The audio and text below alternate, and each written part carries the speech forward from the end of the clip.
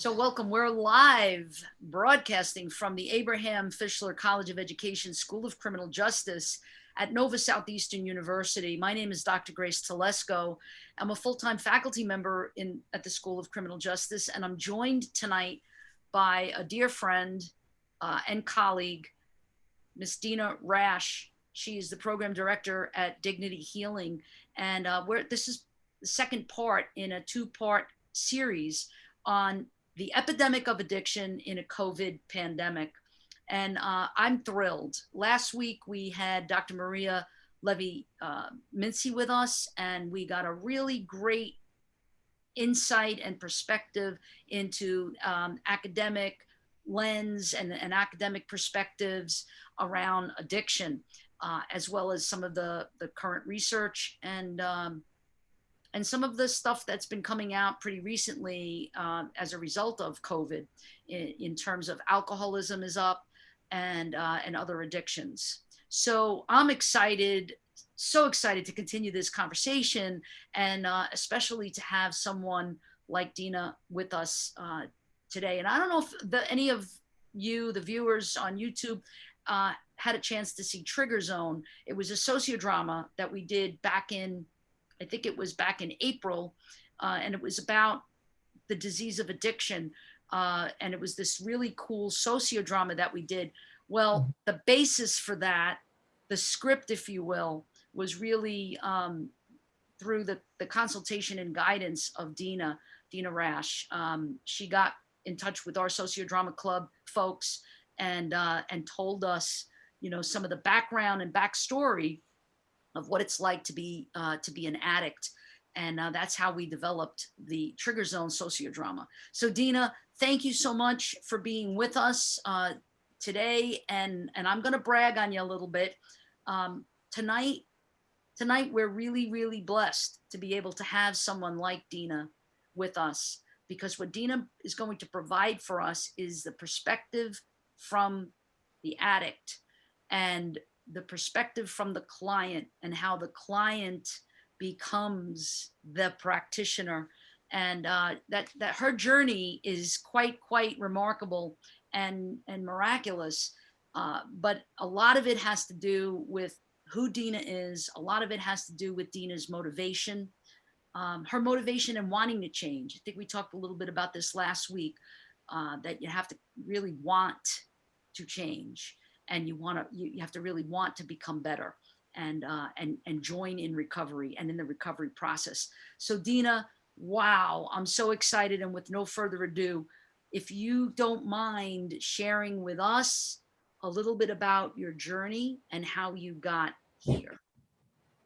Okay. Hi, everybody. My name is Dina Rash, and I first want to say thank you, Grace, for having me on. Thank you for asking me to do this. I really feel honored and blessed, and for that introduction, that amazing introduction. So I guess I'll just kind of start with, I didn't wake up one day, growing up and say, I want to be an addict when I grow up.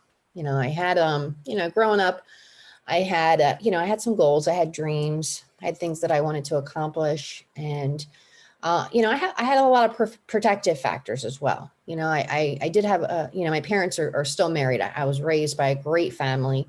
I had a good upbringing. Neither one of my parents are addicts or alcoholics.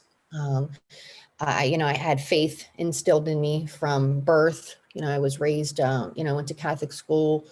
I did, sports. I was a high achiever, overachiever, in school. And, I just kind of took the wrong path, right? I started experimenting like some kids do in high school. And, I went on to college, and, I got my bachelor's degree. And throughout my college years, I dabbled in different substances.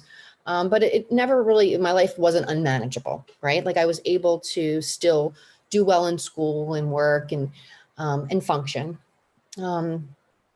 And then I ended up getting pregnant, and I got prescribed, I had to have a C-section, and I got prescribed Percocet. And I remember I had never taken opiates before. And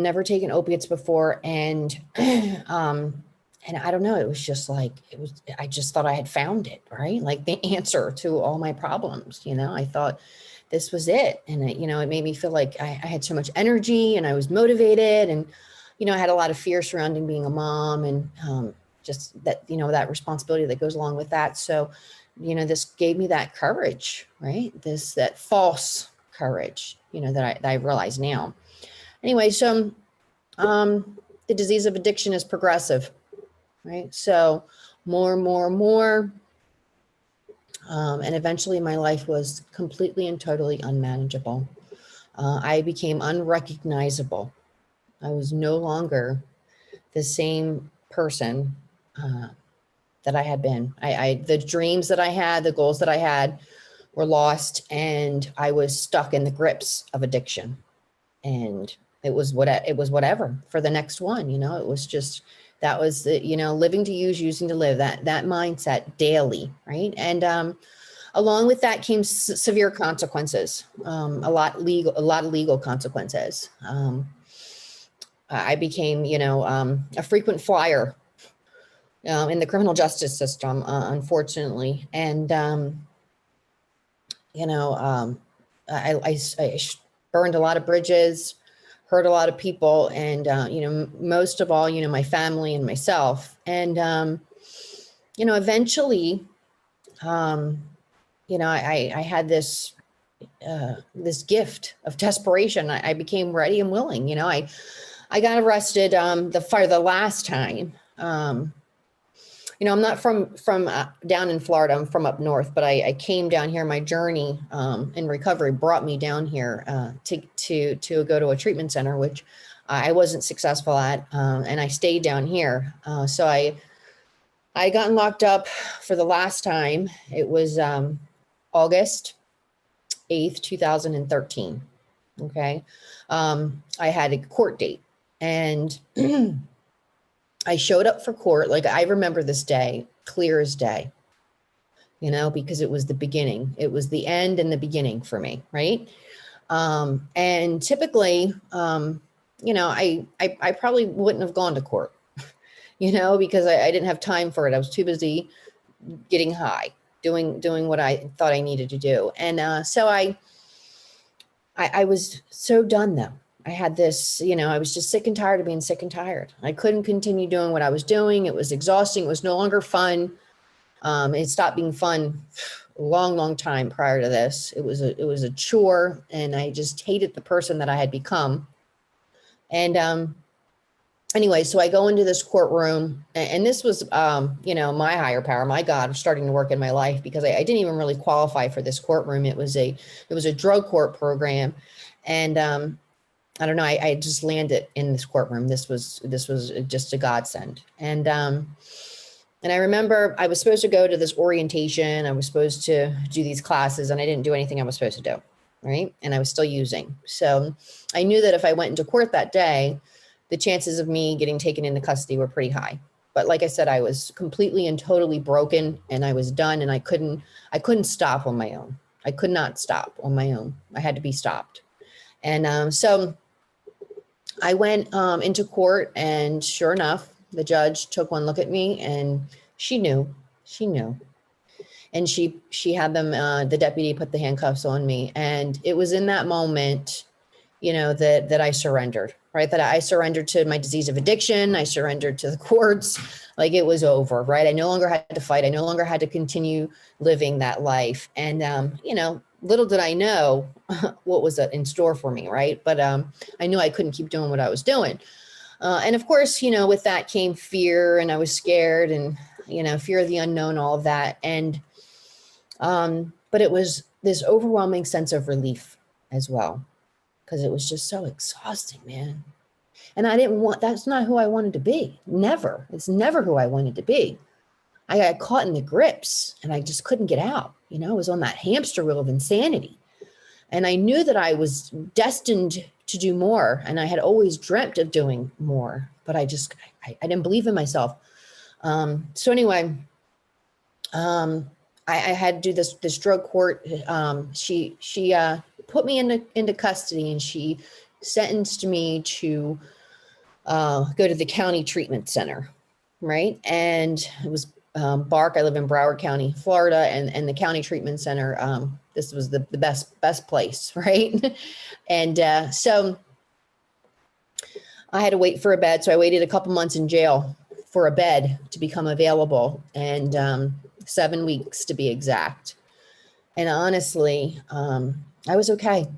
I was okay. I was content. I was excited to, be doing something with my, going forward. And while I was waiting in the county jail, 12-step programs bring meetings into the jail. It's a committee called Hospitals and Institutions, and these people volunteer their time and they bring these meetings, these 12-step meetings, into the county jail, and they bring people and speakers to share their message of hope, right? That they once used to use drugs and they no longer do anymore, and their lives have become amazing and they've changed, and they're these great people and that do these great things. And I was just so amazed by the messages that were brought in. This one woman in particular really stood out to me and really impacted my life. And still to this day, I'm still connected to this person in a very significant way. And, I just remember thinking in my mind, like, God, am I ever going to have anything worth sharing? Like, is anybody going to ever want to hear what I have to say? Right. Because at this point I had such low self-esteem and was so insecure, no confidence in myself at all. So the guilt and shame was just tremendous. And anyway, I just was so excited, looking forward to these speakers that they would bring in every night. I went on, I went to that treatment center, and I went from that treatment center to a halfway house, the sober living, which was the best thing that I could have done, because that's where I really learned how to live.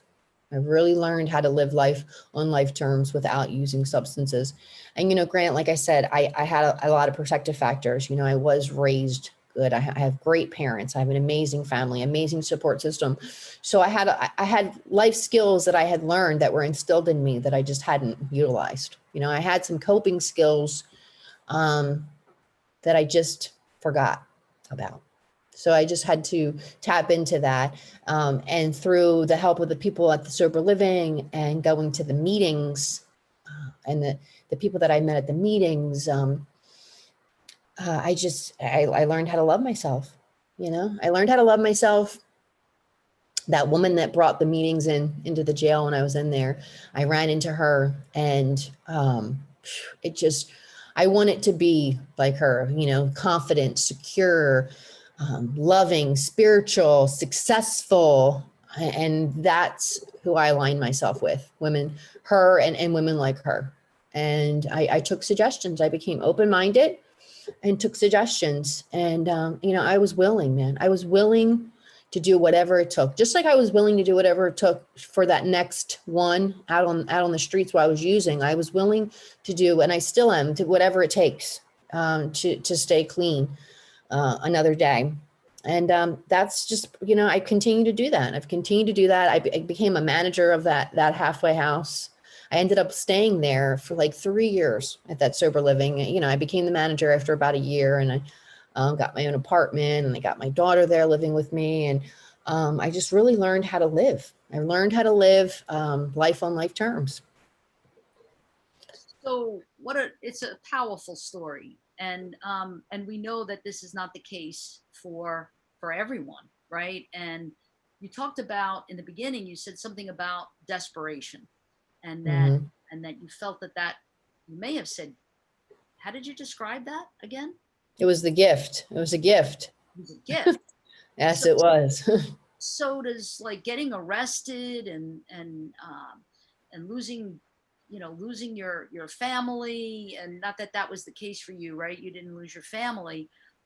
Well, they had distanced themselves from me. They had set some really significant boundaries and had to cut me off to an extent. Tough love for Right. them, to protect them. So Yeah. So there were certain things that you lost as a result of your addiction, oh yeah. right? I mean, if you had Mhm. to list those things that you lost, what if anything are you comfortable talking about? Okay, so I mean, first of all, I lost all self-worth, right? values and morals that I had been raised with went out the window, right? That daughter that I had, I said I got pregnant and had a C-section. I lost custody of my daughter. I chose the drugs over my daughter. Family, jobs, um, pretty much everything. I had nothing. When I left that jail, okay, when I left that jail and they transported me to the county treatment center, I literally had a brown paper bag with a pair of jail flip-flops and a pair of jeans and a t-shirt to my name. And that's all I had. That's all I had. So like I lost everything. So some people might look at that and say, I've lost everything, and I might as well just, really, really like give it all away and and just either kill myself, overdose, go out and do one last one. So how do you attribute these losses, these consequences of addiction being the gift of desperation that you needed, that bottom that they talk about? Yeah. Honestly, I'm grateful today for all of that. And it took me a little while before I could get to that place to say that I'm grateful for all those experiences and losing all of those things, because had it not been for all of that, I would not be the woman that I am today. I would not be where I'm at today and the path that I'm on. I was able to turn that pain into my purpose today. And your bottom is when you say it is, right? And you don't have to keep digging. Right. And I just kept digging and digging and digging. And I got sick and tired. And I don't know, I guess my God had a plan for me, and it was my time to get it. And I got that willingness. So you mentioned willingness. That's awesome. So the gift of desperation, it sounds like that you coined that term. That gift gives you then willingness and surrender, right? To do whatever it takes to Yeah. change. Yes. I think that in recovery, they talk about insanity is doing the same thing over and over. Expecting a different result. The thing is I knew the result. That was my insanity. I continued to do the same thing, knowing what the result was going to be. And I had to get off of that insanity wheel. Yeah. And so you did, and not everybody does. Number one, not everyone survives the disease of addiction, and active addiction. But more importantly, you started to excel. You started to excel in your recovery, and more than that, you started to gain back things that you had lost in the past. Do you want to talk about that transition of when you went from the halfway house as a manager, then went out on your own, Okay. and landed your first job? Okay. So there was a lot of fear. I had been in this kind of protective bubble, and I felt safe from myself because I was scared of myself and my thoughts, because I messed up a lot. Right. So moving out of the halfway house, on my own was super scary, but it was the next logical step in my journey. And, I had mended relationships with my family. I had built new healthy relationships with supportive people. I had some tools. I had some coping skills that I had learned that I utilized daily. And it was, I just needed to take this next step. I had went back to school and gotten a certification. I became a certified addiction professional. And so, like I said, I turned my pain into my purpose, and I realized that I wanted to start helping people just like myself. I wanted to affect change in that area. So I had went back to school while I was still living at the halfway house, and got my certified addiction professional through the Florida Certification Board. And I started applying at treatment centers, different substance abuse treatment centers. And I got a job as a group facilitator. And it was like my first career job, right? And then I had to find a place to live. And I remember the fear around that, because I am a convicted felon. And not that many places, not that many people want to rent or, give a lease to convicted felons. And so it was a little bit of an obstacle, right? For me, a big obstacle. However, I learned to advocate for myself. That's one thing that I learned early in recovery, was that I had to advocate for myself. And that's exactly what I did. And I had a lot of people in my life, I still do, that are professionals and that saw the transformation in me and that wanted to help and that wrote letters for me and called people. And I was able to get a lease. And me and another girl from the halfway house, a woman that was also in recovery, and we rented this house with my daughter, me, her, and my daughter, and we got a dog. And it was my first, I was 36 years old, but I was finally being an adult, living life on life terms without the use of drugs or alcohol, and it was really, it was just very empowering. And again, like I said, there's a lot of fear in that, but there's a lot of freedom, and so from there, I realized that I wanted to continue learning. I wanted to working in the treatment center and, the therapist. One of the main things that impacted me was my therapist that I had at the treatment center that I went to. She had just self-disclosed that she was also in recovery. And I remember thinking, wow. And went to school and got her master's degree, and she's a therapist. And, if she can do it, I can do it. Right. And then I started hearing other people, I go to these 12-step meetings, and I would hear other people share about how they went back to school and they got their degrees, and they're professionals, and even people that had felonies. And I was like, oh my God, because I never thought that I could be a professional or get a license, because of my background. And so that gave me hope. And so I started doing some research, and I went back to school, and I applied at a couple different schools. I had already gotten my bachelor's degree. Like I said, I thank God, like I said, I had gotten that right out of high school. So I had that, which was huge. So I went back, I got my master's in clinical mental health counseling. And now I'm a therapist, became a therapist. That's And unbelievable. It's yeah, unbelievable, right? And I guess what I want our viewers to understand, for those who are maybe struggling with addiction, who are, substance abuse disorder, have substance abuse disorder, or last week we talked a lot about dual diagnosis and comorbidity, and these terms, which make it harder for addicts to really stay in recovery and excel.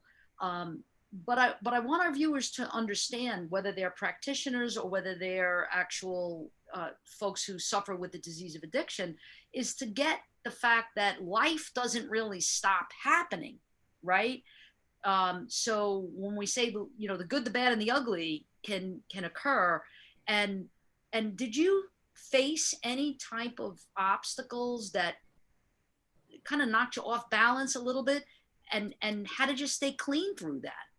oh yeah. Okay. So, well, the first school that I applied to turned me down, right? Because of my background. I had to disclose, of course, and they denied me, and it was okay. I reached out to someone in my support group, and they just said apply somewhere else, and that's what I did. And then I got accepted. Um, so it was somewhat disheartening in the beginning. It just reminded me, it just kind of, reminded me that, that I'm different. And uh, also, so luckily though, I worked already in a substance abuse treatment center, so I was able to secure my internship with that company, because that would have been a hurdle had I not, because I may have been required to pass a level 2 background, which at that time I was not able to do. And so I was really fortunate. Again, my higher power just constantly, providing these opportunities for me to excel and move forward. And I truly believe that's because this is my purpose, right? So I graduated with my master's, and, I had this plan, graduate, become a registered intern with the state board of Florida, the Florida State Board, mental health professionals. And I wasn't aware of one of their statutes that, anyway, I applied. I applied for my registered intern, and this was after I had gotten exemptions through Department of Children and Family, which took a couple of years. I'll be honest. I had to jump through a lot of hoops to be able to pass this level 2 background screening, which I am able to today. But I applied with the board to get my registered intern license, and they told me that I did not qualify. I had to wait. And I was so sad, right? I was like, oh my God, I have to wait a few more years. They didn't tell me I couldn't get it. They just told me I have to wait.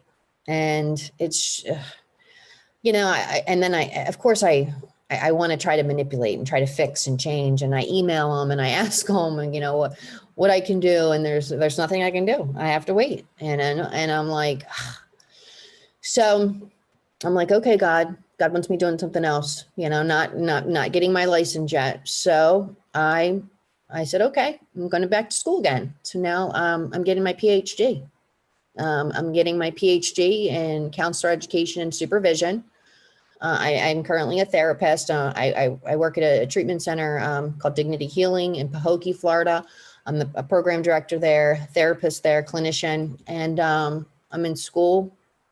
And I also got my master certified addiction professional through the Florida State Certification Board after I got my master's degree. So it was just I used it as motivation, right? When they told me no, I said, okay, I'm going to figure other ways. And that's what I just keep doing. When one door closes, I find a window. Right. Now that's not the case for everyone. There are some of us out there who are struggling with the disease of addiction, who are either in active addiction or are in recovery, starting recovery in some way, shape, or form.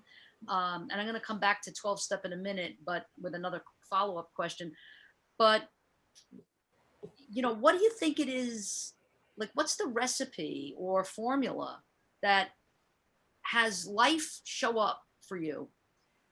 And there's other things too. I mean, I happen to know you, so you're not telling all in terms of some of the hardships that you faced, or people dying, getting broken into, and having being burglarized and having a lot of your possessions stolen from you. Yeah. But you know what? That didn't stop you. That Yeah. like nothing seems to deter you from your journey, from your path, this path of recovery. So what's the formula for that, do you think, for you? For me, I'm so afraid to stop. Honestly, I'm so afraid to stop doing, what's been working for me. So I just keep doing it. It's that, just being honest, open and willing, open to try new things, to take the suggestions, and just continue, to ask for help. I'm busy. Like, this being in recovery has given me this amazing full life, right? Another gift that I got, you'd said my home got burglarized. I did. I remember the day I came home and someone had broken into our home. A lot of the things that I had worked hard for in recovery were stolen. And I remember it was this really defining moment where and then my daughter was there, when we got home. And I remember looking at her and I was like, well, they must have needed it more than we did, and it was like a teachable moment of gratitude, right? Because we were safe and the dog was still safe. And you know what? I had this amazing support group, and people gifted us stuff. People showed up for me. Like, people didn't want to be around me. People ran for me when I was out there in active addiction. And I had these people showing up for me and my family and wanting to help support us. And And, last year I actually moved out of that house that I leased and I became a homeowner. I actually got to have a mortgage. I'm a real adult. And, things just keep getting better. And it's just about, I stay focused, and a lot of times I'm too stringent. Like I've learned to loosen up a little bit, and have some fun. But I do have that perfectionism trait, which shows up. It shows up a lot, and it can make my life unmanageable at times. But I've gotten a lot better with it, through working my 12-step program and talking to people and using my tools. I've learned to let go a little bit of that. Yeah. Not everybody's into 12-step program.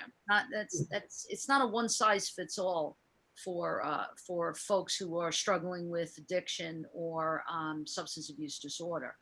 And we mentioned again from last week, comorbidity issues, dual diagnosis, all of that, which makes it even more complicated and complex, right? So for you, 12-step works, but you also are a practitioner now, right? Because you worked in treatment after the halfway job. I mean, it was sort of a home for you, but at the same time, it was a job for you as the house manager, holding groups and holding your house mates accountable and all of that went into the job of a house manager. But then when you reached out beyond that, beyond halfway into your career now, you worked in treatment. Mm-hmm. And so you were first exposed to through working in treatment as a practitioner. You started to see other types of treatment modalities, if you will, Oh, yeah. strategies, initiatives, right? Effective, evidence-based, some evidence-based, maybe some not evidence-based, or maybe the jury is still out. But can you speak to what these various treatment modalities are and which ones do you feel are the most effective, and maybe why? Okay. So, I work from the CBT perspective, cognitive behavioral therapy. Our thoughts, feelings, and behaviors are all interconnected. So a change in one affects a change in another. And being that the disease of addiction is a brain disorder, it's been deemed a brain disorder. We have some stinking thinking, right? I had this stinking thinking, and recognizing that I had these cognitive distortions, irrational beliefs, and also seeing them in my clients, right? Their cognitions were just skewed, completely skewed. I call it our BS. Our belief systems were just not healthy, not effective. So, employing some CBT techniques to help challenge the negative thoughts, identify the irrational belief system, so that we can start creating some new effective beliefs that are going to help move us forward in recovery, along with motivational interviewing, developing discrepancy in what clients are saying. Like, you're saying that you want this, but yet you're doing this, so help me understand that. There's also smart recovery. I've had some clients that were successful at smart recovery. Celebrate recovery. Celebrate recovery also utilizes the 12 steps, but it's faith-based. They incorporate that faith into that program. There's also refuge recovery, which is utilizes the Buddhist principles. And there's actually a new one that I've just recently been exposed to. It's called Wellbriety, and that is the Native American program. And I have just recently stumbled across that. So I'm still, researching that. But as far as self-help groups, there's also, lots of other mindfulness techniques, meditation, yoga. And I mean, that I lean toward. That's pretty much emotional regulation, different techniques as well. As a practitioner, as a clinician, because you are a clinician, as a mental health counselor, and now going for your doctorate, which you didn't shout out to your school. Oh, well, where are you attending? Walden University. And Walden University has a little bit of connection with the NSU School of Criminal Justice, and that is one of our graduates of the PhD program in criminal justice, Dr. Kimberly Blackman, who's going to be joining me in a couple of weeks down the road for our YouTube live series. Dr. Blackman graduated from NOVA, from NSU School of Criminal Justice, with her PhD in criminal justice, and now she's the director of the CJ program at Walden. So there's a little connection there. But in your clinical opinion, would you say that 12-step is sort of cognitive behavioral therapy in a way? Oh, most definitely. How? And well, because it's, you get to the exact nature, and, you start to, you identify these character defects, these patterns of thinking, these behaviors that have contributed to your life being unmanageable. Like my life can still be unmanageable without the substances. Like the drugs and the alcohol were just a symptom of this disease of the thinking, my brain disorder. So, part of working my program is I had to identify these defects of character that contribute to my shortcomings, the anger, resentment, bitterness, fear, and start to challenge those. And that's what CBT is. That's exactly what CBT is. Improve self-esteem. Yeah. So with a lot of the 12-step programs, or whether it be, would you consider Smart Recovery 12-step? No, Smart Recovery is actually CBT. That's what Smart Recovery is. It's cost benefit analysis. Yeah. So one of the things that we haven't talked about so far is medical assisted treatment. Mm-hmm. And this is not necessarily new, but is gaining a lot of traction, right? Mm-hmm. And so can you speak to that? Because in 12-step, isn't it true it's a program of complete abstinence based. Drugs, from all mind-altering, mood-altering Mm-hmm. substances, right? So this is a little controversial now, because people in 12-step recovery bristle at medical assisted treatment. Right. Maybe you can give us a little bit of the history of what MAT is, and how it's not so new, really. Yeah. Maybe it's a different type of substance. Different substance, right? Now. Okay. All right. So MAT it's harm reduction. That's what medication assisted treatment is. And originally they used methadone years and years and years ago. They had methadone clinics, and that's where people that were abusing, heroin was the predominant opioid back then. And people would go to the methadone treatments, and it was a way to keep people alive. It was a way to reduce crime, right? Reduce the recidivism rate. And but it's not a solution. People would just continue in that cycle, and that, stuck in that cycle. And some people are. I mean, and you know what? I was a little biased, I'll be honest with you, because I do work 12-step program, and it's that, abstinence based. When I first started learning about MAT, I had this bias that, they just need to, stop everything and work a 12-step program. However, as I did research and as I learned, I recognized that there are some people that MAT is beneficial for. Okay. So MAT benefits people that, the people that relapse consistently, the people that, just can't seem to get any substantial amount of time away from the substances. And if used properly, MAT can be successful. And with my clinician hat on, I have to look at that aspect, right? And the benefits of it. So today they use Suboxone, or the Subutex. They actually have, they have facilities that dispense this now. And the idea is, the goal the goal is abstinence, and they taper you off, and they provide some psychotherapy. So it's the pharmacotherapy coupled with the psychotherapy, and if it's used properly, it can be successful and beneficial. The problem is that people still abuse it. You know, there's a way that they manipulate it and they abuse it, but not everyone does. Some do. And I think that's why it can get a bad name, for people that work a 12-step program, think that, oh, they're not really in recovery if they're on MAT, and everybody has different opinions on it. But if the end goal is abstinence and they're using it to help them, deal with some underlying trauma and any other co-occurring issues that they may have going on, and they're really using it the way it was intended, it can help people gain long-term recovery. Yeah,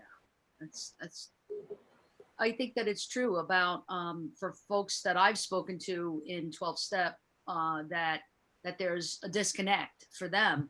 But I think that what we know in terms of research anyway, and evidence-based practice, is that there isn't a one size fits Right. all for everyone, and that And there's so many complexities, right, for the person suffering with addiction. it's we're in an epidemic right now. Our country is scrambling, and we're dying. Our people are dying at alarming rates, and so this is what the solution is. They just want people to stop dying, and MAT does help prevent people from dying. It does. Another strategy that's working in terms of people who are dying and then are being saved on the scene is Narcan. Narcan. Yeah. Can you speak to our viewers about that? They may not be aware of what Okay. that is and how it can be beneficial. Okay. So Narcan it's naloxone.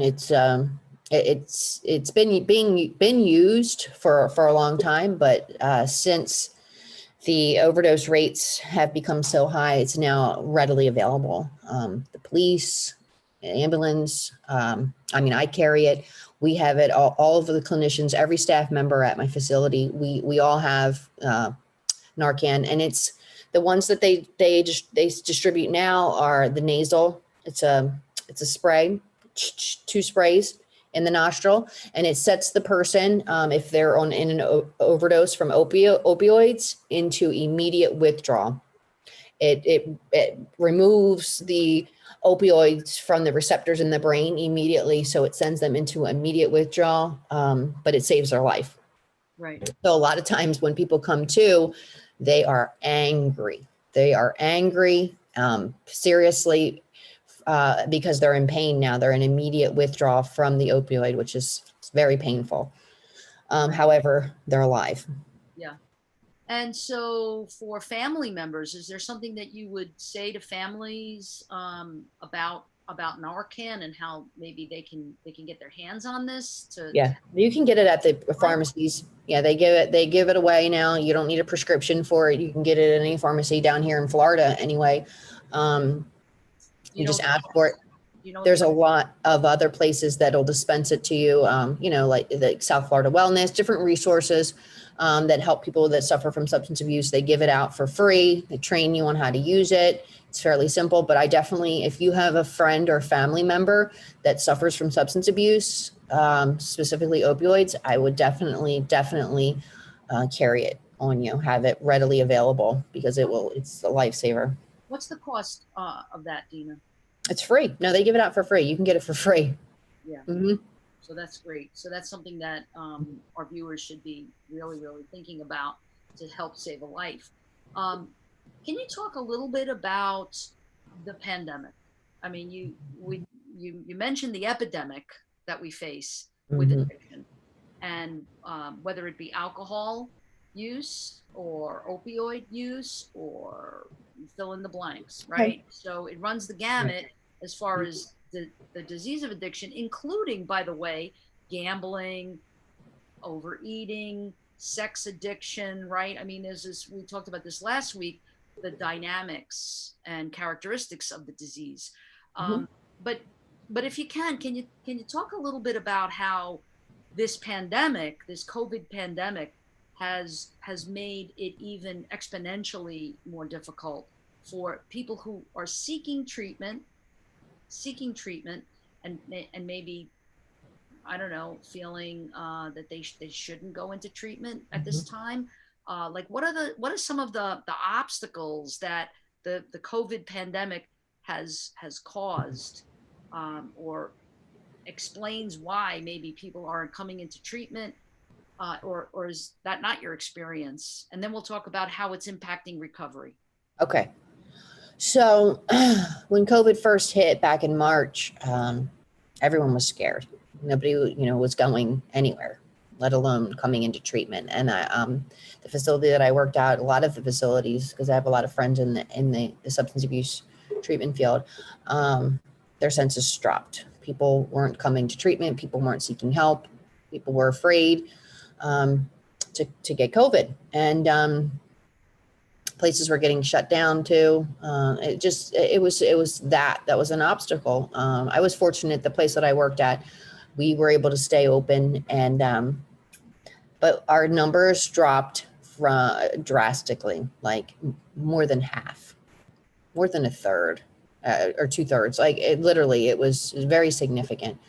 And so once things started to lighten up some, though, what I started seeing was a different client, right? So the client that I normally saw was the um, the younger um, the younger. I don't want to say frequent flyer, but they had been. It wasn't their first time in treatment, right? And they would kind of do the in and out for a little bit. That was the typical client. But what started happening is we were getting older people, people that were established, people that had careers, people that when COVID hit did not have the coping skills that was necessary. The fear set in, anxiety, people lost jobs, and they turned to alcohol. Mostly, I see a lot of alcohol abuse, a lot of alcohol use disorder, um, and first time, that, and people didn't, they just don't know what happened. I hear that a lot. Like, I just don't know what happened. It just got out of hand. Like their evening after work cocktail turned into their lunchtime cocktail, which turned into their all day cocktail, right? Because there wasn't anything to do but stay home, and that became the only coping skill. And coupled with the anxiety and depression, and it just yeah, that's what we've been seeing a lot of, along with the opiates. Of course, we're always going to see the opiates, some But benzos. now, do you feel like we've turned a corner with the COVID pandemic in terms of folks now coming in seeking Yeah, treatment? So right. the change. So now, yes, definitely. Now that people aren't as fearful, they're starting to seek help, and plus their lives got really unmanageable, right? And they were supposed to go back to work, but they couldn't go back to work now because now they have a substance use disorder, and they can't function. Their lives are unmanageable now, so they've had to come get help, and so. So here's another question then, for treatment programming, because you're the program director at Dignity Healing. And by the way, see, Dina's very, very humble. She won't brag on herself and say that she was actually recruited for that position. So she's recruited for that position for a reason, and probably all of our viewers can kind of attest to your strength and your motivation and your brilliance. So it's not surprising that you were recruited for this. But you're the program director at at a new treatment facility, treatment center, that you're going to start building programming for. Right now, what are some of the programs? Just so our viewers understand the difference. 12-step is 12-step. Smart recovery, smart recovery. These are modalities, but a treatment center will often, whether it's a detox, maybe you can explain the difference between a detox and a long-term treatment plan. 30 days, 20 days, whatever the treatment protocol is. Maybe you can explain that a little bit, and then you can explain the programming that happens in treatment. Okay. So, yeah, right. I got hired as the program director of the new facility that's under construction. It's underway, and so I've been helping out at their sister facility, which is Dignity Healing, and that's the Detox residential facility currently. So Detox is typically 7 to 10 days, and this is where you go through the acute stages of detox, where you're under medical supervision. It's more hospital-like, right? Because there's medications that are given to help make you comfortable and also prevent you from dying, because you can die from alcohol withdrawal and a benzodiazepine withdrawal, so from seizures. So they have to be very, very cautious. And so they have doctors and nurses on staff in the detox level of care.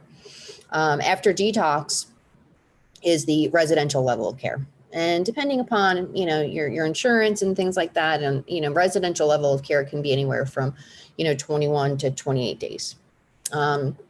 And, during this time, we provide group services, and we provide 6 hours of group 7 days a week.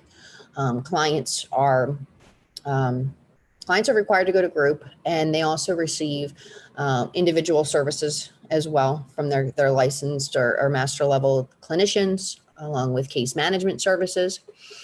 And so the groups are, from anywhere from psychoeducation, process groups. We deal with groups on emotional regulation, teaching, because the disease of addiction they use the substances as the coping skill. That's the coping skill, to regulate the difficult emotions. So it's about helping people learn how to appropriately identify their emotions, label their emotions, and then, implement some healthy coping skills to regulate those emotions, along with the CBT, the cognitive behavioral therapy, to help, challenge the negative thoughts and replace them with some positive messages that will, be more conducive to a positive self-esteem. Yeah. Now, so there's some programming where you might invite outside guests or outside therapists or outside facilitators, let's say, to come in. I know you mentioned earlier about 12-step, that there's something called hospitals and institutions, and I think that's in one particular fellowship, and then in another fellowship it might be called something different. Right. But it basically is the same thing, where 12-step meetings are brought into these facilities. So that's one part of programming. Right. Right. Yoga, perhaps they have music therapy, maybe they have art therapy, maybe they have some type of meditation, as you mentioned earlier. Right. These are all different types of programs, right? And a lot of, yes. And there's also a lot of our programming is trauma informed. So there's, EMDR, which is evidence-based trauma therapy. It's eye movement desensitization reprocessing. And it's a pretty innovative technique to help reduce the intense emotions attached to the traumatic events that individuals may have experienced throughout their life. Right. So these programs kind of got put on hold for outside facilitators, if you will, to come in, and that's because of COVID, right? And I don't know how it is now, but I'm thinking it's probably the same thing. That Paul and Conti, right? Right. So like I had mentioned, when I was in the county jail, that the hospitals and institutions, they brought meetings in. And I remember, I want to do that, right? I want to be that person that brings the meetings in. And so, that was another hoop I had to jump through, because they did not want me to go into the jail. They wouldn't clear me. You have to go through this orientation and you have to get cleared. But eventually I was able to get cleared, and I started bringing in the meetings, the 12-step meetings into the county jail. And when COVID hit, they put a stop to all that. And so these poor people, they're in jail. They're, for choices and, things that they did. But now their only connection to some hope has now been ceased. And it has not started back up again. They have not let us back into the jails to bring the message of hope. There's a substance abuse program that's in the county jail that I was court ordered to be in. And that program has now been disbanded. They haven't been court ordering anyone to the SAT program in the county jail here in Broward County, because there's no services. They're not providing any services now. They're not allowing any outside people to go into the jail. So I think it's ironic how you can't wait to get out of jail, Oh and yeah. then that now you're begging to get back in jail, but for different reasons, right? So that's interesting, but it's sad, right? Because right Yeah. now this COVID pandemic has not only impacted people's lives economically, um, emotionally, physically, for those who have come down with COVID or family members that may have COVID, but it also has impacted treatment. It's impacted treatment, it's impacted recovery. And so can you just kind of maybe for the last issue speak about as a person in recovery? Mhm. So take your clinician hat off Okay. for a minute, if you can. If you can Yeah, separate I can. clinician hat off, and you say, here I am, I'm in recovery, I'm a person in recovery, many years in recovery now. Um, when that means clean from all mind altering, mood altering substances, just so our viewers know what that means, including alcohol, Yes. including weekends Yes. and holidays. Right? Yes. So here you are. I know you work in treatment and you're a program director and you're a clinician, but you are a, a client as well in many Right. ways because you're in recovery. So how has COVID and this pandemic impacted your own recovery? How have you found other alternatives? Okay. So it was really, really hard. Connections, the opposite of addiction is connections with people.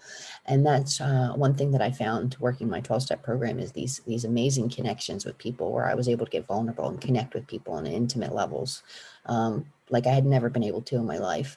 And because of COVID, meetings ceased, right? Face-to-face meetings ceased. And what was so amazing though was it seemed like minutes. We all moved to the Zoom platform. It was really amazing to see how powerful the 12-step people are. And we went to Zoom immediately, and I started, being able to connect with people via Zoom, which it's not the same. I'll be honest, it's really not the same. I found myself, I've been to some face-to-face meetings, but I've really, really thrown myself into my work and school, and it's probably not the best. But that's really where I've been at. My life, I'm very grateful. I got busy. COVID hit and a lot of people lost their jobs, and my life quadrupled, really. Right. People seeking mental health services quadrupled Yeah. because of COVID. And so I've really been busy with work and school, and, I have a daughter, my daughter, trying to, help her through this difficult time as well. She's going back to school face-to-face next week. And we're really excited about that finally. But it's been really hard. I've been trying to stay connected as best I can with my support group. I have an amazing support system, the amazing group of women, and we've been connecting weekly via Zoom, just to stay connected, to help all of us. I still, have the meetings that I attend via Zoom, but mainly just, seeking, my relationship with my higher power, staying, focused on my goals and reaching out. So one thing that we might be able to say about folks who are in active addiction is that addicts are very resourceful. Oh yeah. We what there's a saying, I think in recovery circles, ways and means Oh yeah. to find that fix, to find that next hit, so to speak, to get that next drug. And in the same way, it sounds like when Oh you yeah. digging in to your recovery and treatment, then you'll be just as resourceful because you bring to the table the same skill set. So you Yeah. find ways to, despite COVID, no excuses, get in there and now do Zoom meetings. Now they're not the same, you said. They're not No, the same because what would you say is the absolute missing element? it's that hug. That's one thing that we do at the meetings is hug. And that was like, you hug everybody. It's like this, the consciousness of the atmosphere is just raised, and just that touch, when we hug, we release cortisol, the cuddle hormone, and it's just that feel good feeling, and so that the hug and just that accountability, it's just seeing each other, gathering. We were talking about this the other night, just that, and when you get to know people and all of our nuances and things like that, and being able to laugh together and things, and just being like I said, getting vulnerable, and people really know who you are, and without fear of judgment. So just that connection. But, I know a lot of people that did not do well when COVID hit, that people in recovery that had years in recovery that have died, that overdosed and died because they didn't reach out. The quarantine, and they didn't ask for help, and they didn't utilize the platforms, and they slipped into the stinking thinking, I suppose, and picked back up again and died. I know several people Wow. that happened to. That's very sad. Mhm. There's a couple of our viewers that are making comments that I want to share with you. Okay. Josh, one of our production team members, our behind the scenes guy, says, I was a part of the sociodrama we did involving recovery, and I never realized the importance of Narcan. Does the availability of Narcan, in your opinion, help or encourage users? Okay, so this is like controversy. Some people think that it allows people the excuse. They can use, without fear. But honestly, the way things are now, it's a lifesaver, right? And again, it goes back to this willingness. People will not get help or accept the help or take the help until they're willing. So in the meantime, we got to try to keep people alive. Now here's a really good question, also from Josh, kind of a follow-up. He says, as someone who cares for the community and someone who's still in school, because he's an undergrad here with us in the criminal justice program, along with his sidekick, David Troxel, also our production team member. So Josh says, what do you recommend we can do best to help with addressing possible family addicts in a way that won't upset them? Some people are, well, a lot of people, there's the shame, right? Honestly, nowadays, though, you don't really come across too many people that haven't been impacted from the disease of addiction in some way, shape, or form, whether there's a family member or a friend, someone that they know has been impacted by the disease of addiction. And it is a family disease, so it affects everyone.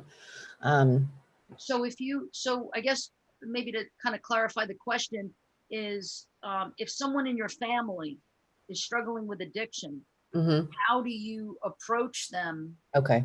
And not frighten them away, not blame them, but we hear a lot about this thing called intervention that was Yeah. a show that was on for a while on cable, I think. So what would you Okay. recommend to family members?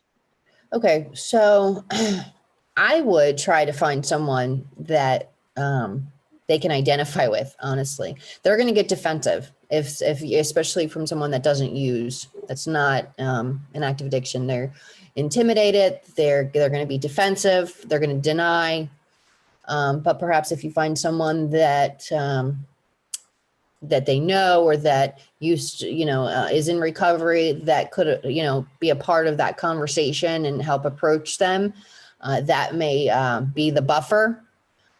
But regardless, if it's the first time that you're confronting them, they're going to deny it. They're going to be upset. They're going to get defensive.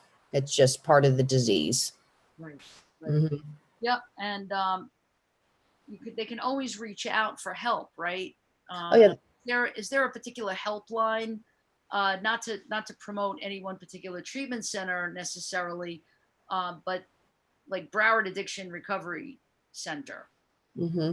is something that's available. I don't know about the cost of that. I don't know the process of that. It's called BARC for short. Mm-hmm. Is that a good number to give out to people? Right. That's the county. They do. it's pretty much free services. They do a sliding scale, but if, there's a lot of people that get court ordered there. There's a lot of different private centers as well. And there's also, the 211, they call it 211, that's they're the county as well. And they have all types of different resources they could give you and connections that they could help.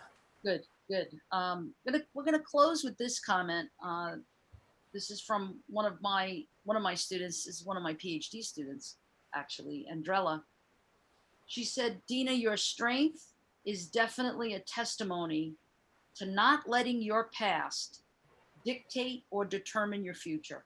Mm-hmm. Instead, to use life's blows as a means of having a positive impact. Mm-hmm. Very inspiring. And thank you. That is absolutely true. I'd like to ask our viewers to thank Dina for her amazing testimony here today. Is really powerful testament to your motivation, to your desire to change, and not only change but to excel and succeed.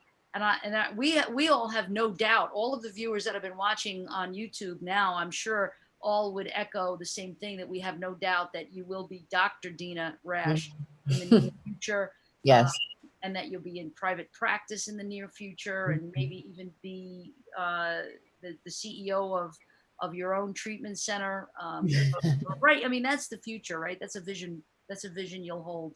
But for right now, we know you're already successful, already excelling. And this is all because of this formula that you've been able to kind of like put together, which is your own desire, your own willingness, your own surrender, and your own willingness to take action, which I think is really, really remarkable. So Dina, thank you again for joining us tonight.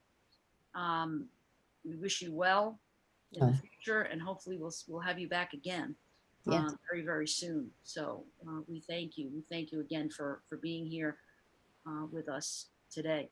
And so again, my name is Dr. Grace Telesco, and again, thank you for watching us broadcast from the Abraham Fischler College of Education School of Criminal Justice. I know that my two right hands, my left and my right hand, David Troxel and Josh Enfinger, have been posting like crazy, letting you know all the various bachelor's degree, master's degree, and PhD programming that we have available here at NSU.